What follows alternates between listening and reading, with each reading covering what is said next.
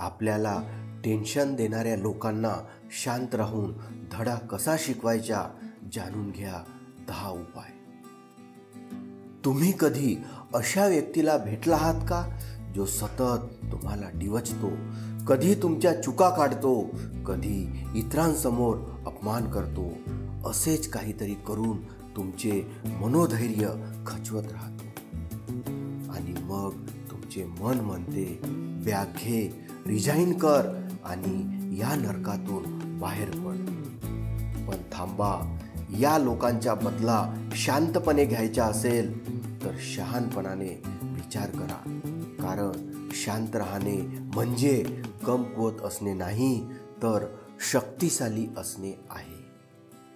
या व्हिडिओमध्ये आपण बघणार आहोत असे 10 जबरदस्त उपाय जे वापरून तुम्ही टेन्शन देणाऱ्यांच्या न बोलता गेम ओव्हर करू शकता.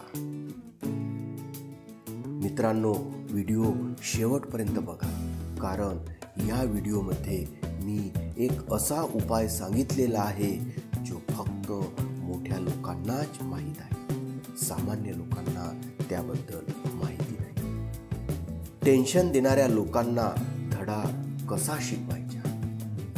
1. यश हा सर्वोत्तम बदला आहे. जे लोक तुम्हाला टेन्शन देतात, तुमचे मनोधैर्य तोडतात, ते फक्त एकाच गोष्टीसाठी झगडत असतात, तुम्हाला थांबवण्यासाठी. ते तुमच्या स्वप्नावर प्रश्नचिन्ह टाकतील, तुमच्या क्षमतेवर शंका घेतील आणि तुमचे मन विचलित करायला सतत नकारात्मक बोलतील. पण लक्षात ठेवा, जे तुम्हाला तोडू पाहतात तेच तुमच्या यशाने सर्वात जास्त तोडले जातात. तुमचे काम, प्रयत्न, शिस्त आणि चिकाटी हेच शस्त्र आहे. कल्पना करा, एखादा गरुड आकाशात झेप घेतोय आणि खालचे कावळ्यांचे टोळके त्याच्यावर कुरघोडी करत आहे. अशा वेळी गरुड काय करेल? तो कधीच खाली येऊन त्यांना उत्तर देणार नाही, तर तो आकाशात आणखी उंच भरारी घेईल. तसेच तुमचेही असावे. टेन्शन देणाऱ्यांकडे दुर्लक्ष करा आणि स्वतःला यशाच्या शिखरावर घेऊन जा. तुमचे उंच जाणे हेच त्यांच्या खाली राहण्याचे कारण बनेल. 2. शांत राहून शॉक द्या. कधी कधी उत्तर न देणे हेच सगळ्यात तीव्र आणि प्रभावी उत्तर असते. जेव्हा कोणी तुम्हाला जाणीवपूर्वक चिडवते, टोचते आणि तुमचे संतुलन ढासळवायचा प्रयत्न करते, तेव्हा त्यांना वाटते की तुम्ही काहीतरी प्रतिक्रिया द्याल, वाद घालाल आणि त्यांच्या जाळ्यात अडकून पडाल. पण जर तुम्ही तसे न करता पूर्णपणे शांत राहिलात, हसून दुर्लक्ष केलेत आणि आपल्या मार्गावर चालत राहिलात, तर ते अक्षरशः हादरतात. मराठीमध्ये एक म्हण आहे, गाढवावर नाराज होऊन सिंह ओरडत नाही, कारण सिंहाला माहीत असते की त्याची ताकद ओरडण्यात नाही, शांत राहण्यात आहे. त्याला गाढव काय करते याने काहीही फरक पडत नाही, कारण त्याचे लक्ष वेगळे असते. तसेच तुमचेही असावे. जे लोक तुमच्यावर टीका करतात, तुम्हाला दुखावतात, त्यांच्यासाठी वेळ खर्च न करता स्वतःच्या ध्येयावर लक्ष केंद्रित करा. 3. स्वतःचे मूल्य समजून घ्या.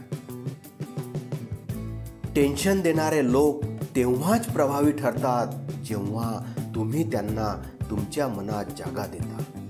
तुमच्या मनात जर त्यांचे म्हणणे, त्यांनी केलेल्या टीका किंवा त्यांचे वागणे महत्त्वाचे वाटू लागले, तर ते हळूहळू तुमचे आत्मभान, आत्मविश्वास आणि निर्णयशक्ती खाऊ लागतात.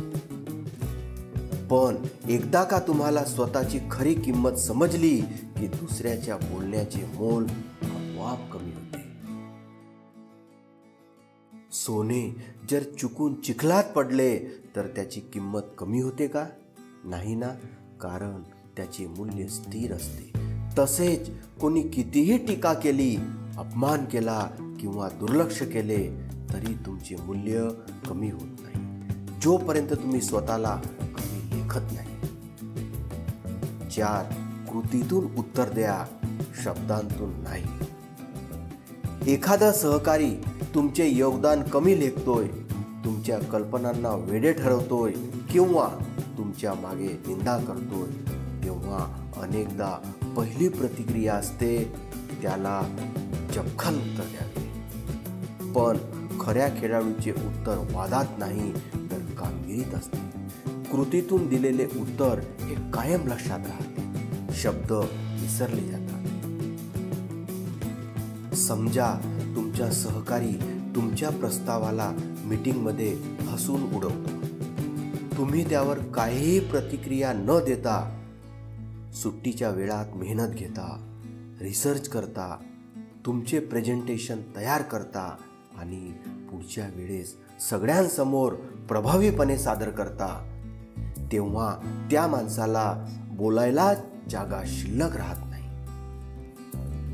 शब्दातून वाद वाढतो, पण कृतीतून आपण आपली लायकी सिद्ध करतो. एक वेळ अशी येते की ज्यांनी तुमच्यावर शंका घेतली तेच लोक तुमचे तोंड भरून कौतुक करू लागतात. 5. Social distancing.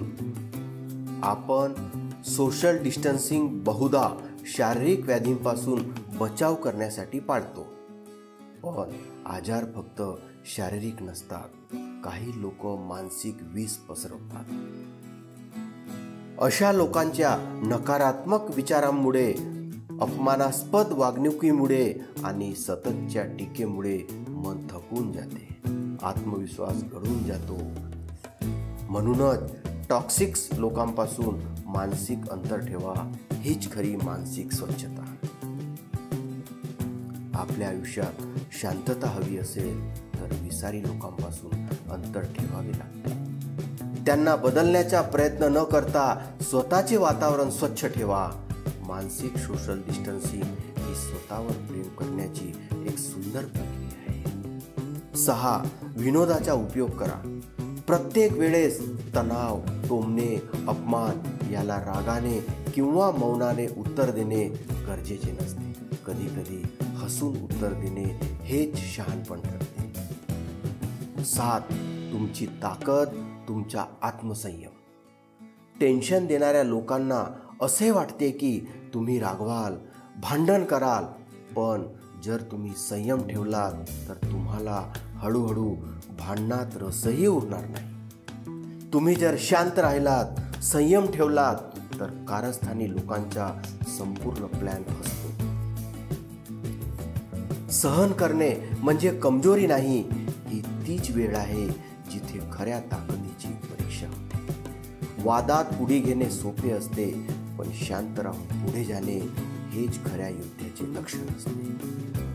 आपले मन कोणी अस्वस्थ करू शकत नाही जोपर्यंत आपण त्यांना ती परवानगी देत नाही. 8. योग्य वेळी समर्पक उत्तर द्या. जेव्हा तुम्हाला कोणी जाहीरपणे कमी लेखतो तेव्हा लगेचच भावनिक होऊन उत्तर देणे हा मूर्खपणा ठरू शकतो. पण जर तुम्ही योग्य वेळ, योग्य मंच आणि योग्य शब्दाची निवड केली तर ते उत्तर फक्त प्रभावी नाही, स्मरणीय ठरते. एका मीटिंगमध्ये तुम्ही काहीतरी सुचवले आणि दुसऱ्याने उपहास केला. तुम्ही लगेच प्रतिक्रिया न देता काही दिवस स्वतःच्या कामामध्ये सुधारणा केली आणि पुढील प्रेझेंटेशनमध्ये जेव्हा तुमचे काम सर्वांनाच उपयोगी पडले तेव्हा तुम्ही शांतपणे म्हणाल, हीच आयडिया मी मागच्या वेळेस सुचवली होती. फक्त इतके म्हणणे पुरेसे ठरते. तुमचे उत्तर एवढे प्रभावी असावे की समोरच्याला पुढील वेळेस बोलण्याआधी 100 वेळा विचार करावा लागेल. 9. स्वतःमध्ये गुंतवा, दुसऱ्यांमध्ये नाही. टेन्शन देणारे लोक तुमचे लक्ष विचलित करू पाहतात. ते तुमचा फोकस बाहेरच्या गोष्टींमध्ये अडकवतात, पण जर त्यांच्यावर लक्ष न देता स्वतःच्या ग्रोथवर काम केले तर त्यांचे अस्तित्वच फिके वाटायला लागते. एखाद्या व्यक्तीने तुम्हाला वारंवार डिवचले, पण तुम्ही त्याला प्रत्युत्तर देण्याऐवजी रोज थोडा वेळ वाचन, योगा आणि कामासाठी दिला तर 6 महिन्यात तुमची पर्सनॅलिटी बदलेल. आता तो व्यक्ती त्याच जागी आहे आणि तुम्ही त्याच्या पलीकडे गेला. 10 वेळच दाखवेल तुमचे मूल्य. कधी कधी काहीच बोलायचे नसते, फक्त वेळेला बोलू द्या. जो आज तुमच्यावर हसतोय तो उद्या तुमचे उदाहरण देईल. सुरुवातीच्या काळात अक्षय कुमार मुंबईत स्ट्रगल करत असताना अनेकांनी त्याला नाकारले. अभिनेत्यासारखे रूप नाही, एक्सप्रेशन नाहीत, कोण पाहणार याचे चित्रपट. पण काहीही न बोलता तो काम करत राहिला. त्यावेळी ज्यांनी त्याला नाकारले आज तेच त्याचे कौतुक करतात आणि उदाहरणे देतात. काही लढाया शब्दांनी जिंकता येत नाही, त्या वेळेने जिंकून दाखवाव्या लागतात. जे आज तुमच्यावर हसतात, उपहास करतात, तेच उद्या तुमचे कौतुक करतील. तुमचे मौन, संयम आणि यश हेच टेन्शन देणाऱ्यांसाठी सगळ्यात मोठा धडा ठरतो. एक गोष्ट नेहमी लक्षात ठेवा, माणूस कधीच शब्दांनी मोठा होत नाही, तर त्याच्या कृतींनी महान बनतो. मित्रांनो, दररोज विविध सकारात्मक विचारांसह आपण भेटत असतो. तुमचे जीवनही असेच सकारात्मक विचारांनी भरून जावो. तुमच्या मनातील सर्व चांगल्या इच्छा आकांक्षा पूर्ण हो. तुम्हाला सुख समृद्धी लाभो, हीच ईश्वरचरणी प्रार्थना. मित्रांनो, आजचे विचार जर तुम्हाला आवडले असतील आणि पटले असतील तर व्हिडिओला लाईक आणि चॅनलला सबस्क्राईब करायला विसरू नका. पुन्हा लवकरच भेटूया अशाच सकारात्मक विचारांसह. तोपर्यंत